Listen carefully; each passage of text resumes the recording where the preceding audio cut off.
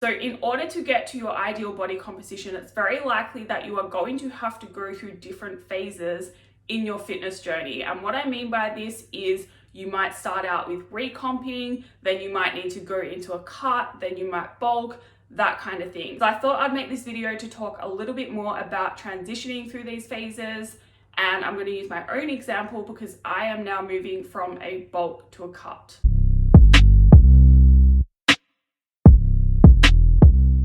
Hello, welcome back to my channel. My name is Jodie and I help you change your beliefs so you can change your body, your health, and your life. Now, I'm a big fan of starting out your fitness journey with body recomposition, especially if you're a beginner's training and especially if you're in that skinny fat category, which I talk a lot about and I know a lot of you are. What you have to understand is even if you start with body recomposition, you will get to a point where this is no longer optimal for you, and to keep making progress, you are going to have to transition either to a bulk or a cut. How do you know when to end the recomp phase? Because a lot of people will tell you you can recomp for 6 to 12 months and then you have to bulk or cut, but I actually disagree with this because it's really dependent on your body and how you respond, and there are individual differences to the time frame that you can recomp. So how I would go about it is, rather than saying that you're going to recomp for a year, you have to be assessing your progress. And in your head, you might think, okay, I'm likely going to do this for a year, but I will keep pushing it for as long as I can before I transition. And the best way to know it's time is to basically, first of all, assess your strength according to the strength standards. If you are moving into a more intermediate to advanced level, then it's probably time to stop recomping. And then also if your progress has plateaued. So if you're noticing that your measurements aren't really changing month to month anymore and your progress photos are not looking any different either. You kind of have to meet all of those criteria. You're strong enough, and then your measurements aren't moving, your photos aren't changing. And with your photos, it's really important to get someone else to assess them, because we're our own worst critics, right? We're used to seeing ourselves every single day. So it's a lot harder for you to see your progress in your photos than what it will be for someone else. Even me now, like, I'm a coach, but when I look at my photos, I often don't see differences, and I send them to my coach and she sees the differences. Like, it's just how it works. And I really do recommend to recomp for as long as possible, even though that might be unpopular opinion. At the end of the day though, it's such a nice place to be because you get to eat a normal amount of food, you're not really hungry, you're not over full. All you have to do is focus on training, getting stronger, eating enough protein. Once you have established that recomp is no longer optimal for you, you have the choice to either stay where you are, not make any changes, and therefore just like keep the results that you have if you're happy with them, or like a lot of you will find, once you start making progress and create change in your body, you will find new levels that you want to get to because you will see that it's actually possible for you, and so you won't want to stop. And so if that is the case, if you want to keep changing your body to new levels, you're going to have to decide whether to bulk or to cut. And what I recommend in this case, in most circumstances, is to continue building muscle for as long as possible. I like to transition straight from recomp into a bit of a lean bulk. And what I mean by lean bulk is to really make sure that you are slowly increasing calories by a small amount, say 5% over your maintenance, and staying there rather than going into what they would call a dirty bulk and just like adding 500 calories to your maintenance. But remember, this is general as well. So you might find you add 5% to your maintenance and you start gaining a little bit of weight really slowly, but in some cases you might add 5% to your maintenance, and because you're eating more, you're putting more energy into your training, you're increasing your NEAT, and you adapt to that increase. So you actually have to keep increasing it by a small amount to enter a surplus and gain that weight. And obviously the purpose of a lean bulk is to be in a bit of a surplus, which means you are going to gain some weight. Ideally, most of that weight is going to be muscle mass.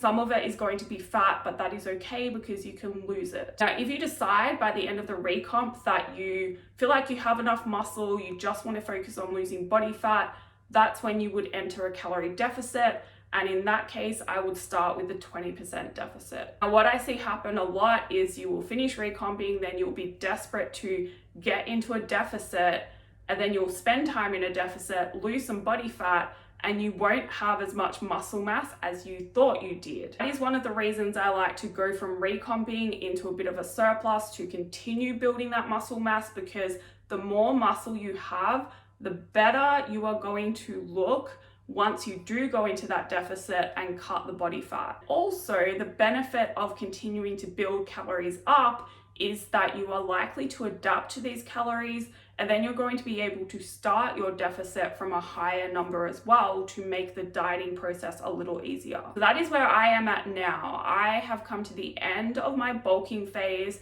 I've finished on 2850 calories. I've been on that for like at least a month now, and I've adapted to that. I have gained weight over the past 6 months. So in April, I weighed my lowest for the year at 59.1 kilograms.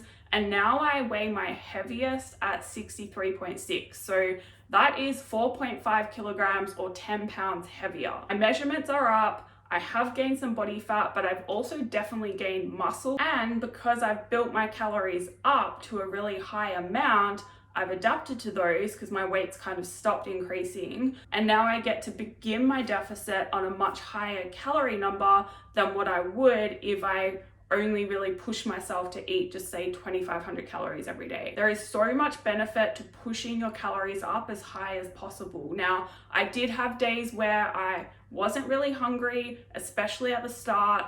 I had to eat anyway, and I'm pretty good at doing that now. I'm good at just following the plan and kind of getting out of my head.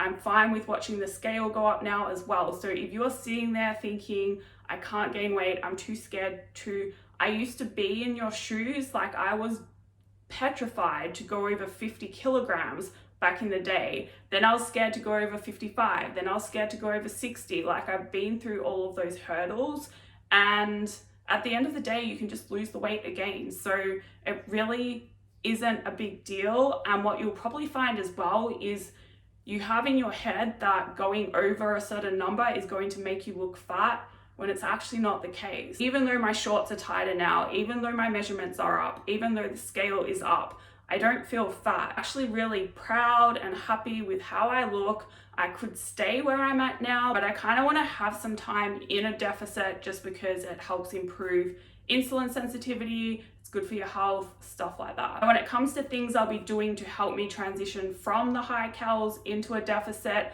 I've made it pretty easy for myself, because how I was adding those calories was basically by increasing the portions of calorie dense foods that I was already eating. So just say, for example, rice, I usually have that every night for dinner. So I added 20 grams to my serving of rice that I would have. And so now I can just cut out that 20 grams and it's not really going to make a big difference, but it's going to cut calories and help me hit my calorie deficit number. I also transitioned from using low-fat dairy products to full fat for my bulking phase, and now I'm just going to go back to using low-fat products. I increased the portion of things like cheese and butter. I was adding condiments to everything. I was having a high-calorie snack every afternoon, which was dates with cream cheese. Tastes amazing if you haven't tried it, but it's really high calorie. And so now I'm simply going to cut out those things. I also started eating more protein bars and fries as well. I was having those for lunch every day. Now I'll ditch the protein bars and just have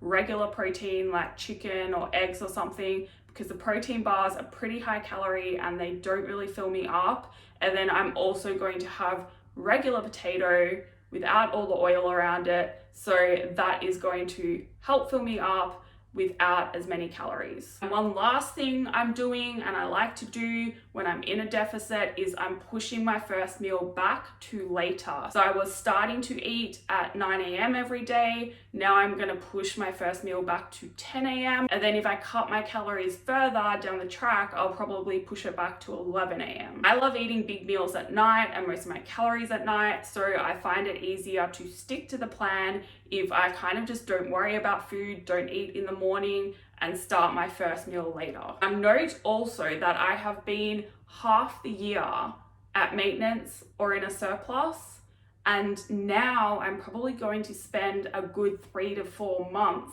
in a deficit, and that's how you kind of want to balance things, right? Like for every month you spend in a deficit, you want to spend at least a month or double at maintenance or in a surplus. So don't be scared to push those calories up, build some proper muscle, and that is how you are going to end up making really good progress. That is all for this video. Thank you for watching. If you have any questions, feel free to send me an email. If you liked it, please like it. If you'd like to subscribe to see more, please do. And if that is the case, I will see you in the next video.